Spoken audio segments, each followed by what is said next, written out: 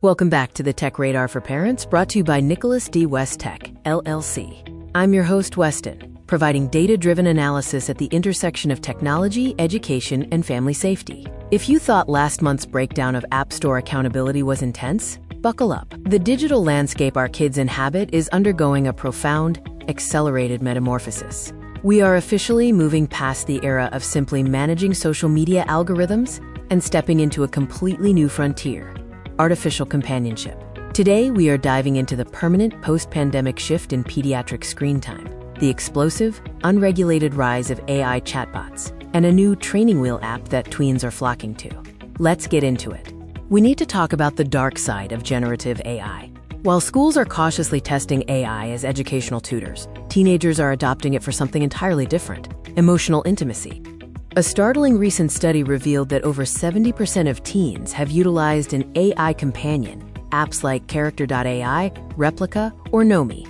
Adolescents are turning to these hyper-responsive large language models for existential advice, navigating friendships, and even discussing severe mental health concerns. Psychologists call this the social compensation hypothesis. Lonely or anxious youth are using digital entities to compensate for a lack of real-world relationships. But here is the danger. These bots merely perform empathy. They are commercially designed to endlessly validate the user, creating frictionless, codependent relationships that completely fail to teach kids how to navigate real human boundaries. We saw the tragic extreme of this in Florida, where a 14-year-old boy's Because of this, state legislatures are going to war. California just advanced the PAUSE Act, a pioneering law that introduces a graduated crisis response for chatbots. If an AI detects suicidal ideation, it is now legally mandated to initiate a crisis interruption pause, completely suspending the bot's outputs until a human moderator reviews the transcript. States are no longer waiting for the federal government to protect our kids from unregulated AI. As states aggressively regulate, and as schools, like those right here in Mobile County, continue to enforce strict physical cell phone bans, a new generation of apps is emerging.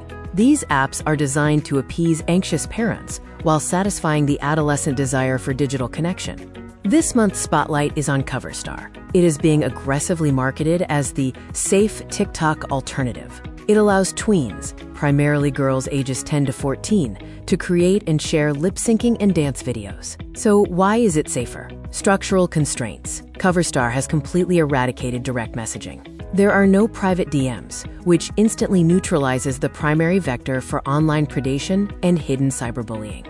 It also lacks an open search bar, meaning the feed is entirely curated by the company, preventing kids from falling down toxic algorithmic rabbit holes. But parents, hear me clearly. It is not a babysitter. The removal of the search bar means the algorithm wields absolute control over what your child sees. It's still heavily focused on cosmetics, fashion, and social perfo. Let's pull back and look at the broader science of screen time. For the last few years, we've wondered if the massive spike in children's screen time during the 2020 lockdowns was just a temporary hangover. A landmark 2026 evidence review published in Clinical Child Psychology and Psychiatry just gave us the answer. It wasn't temporary. It was a permanent structural upward shift. Researchers confirmed a ubiquitous surge in smartphone, tablet, and computer use that has sustained well beyond the pandemic.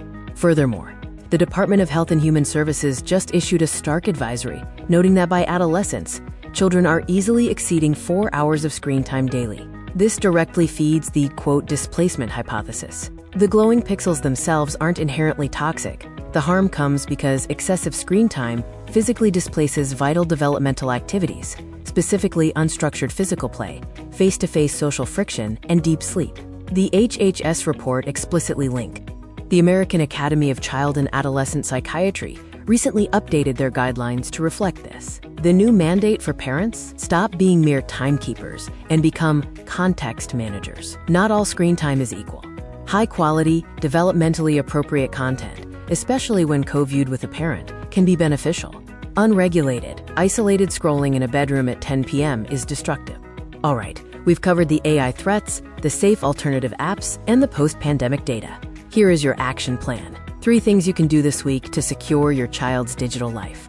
Number 1, audit devices for AI companions. Do not assume your child is only using AI to help with algebra. Check their phones for apps like Character.ai or Replica, And look at how they are using built-in bots on Snapchat. Have an explicit conversation about how these bots are commercial software programs, not genuine friends. Number 2, transition from screen time to screen context. Stop just setting a daily hour limit and walking away.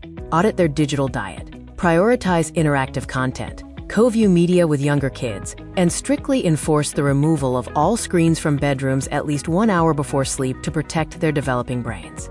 Number 3, utilize training wheel platforms wisely. If your tween is facing unavoidable peer pressure to get on social media, the digital ecosystem of 2026 requires unprecedented, exhausting parental vigilance. But with the right data and structural boundaries, you can guide them safely through it. That does it for this month's Tech Radar for Parents. If you want to read the full, comprehensive research report detailing the new state laws and pediatric data, visit our website and sign up for the newsletter. I'm Weston with Nicholas D. West Tech, LLC. Stay vigilant, stay informed, and we'll see you next time.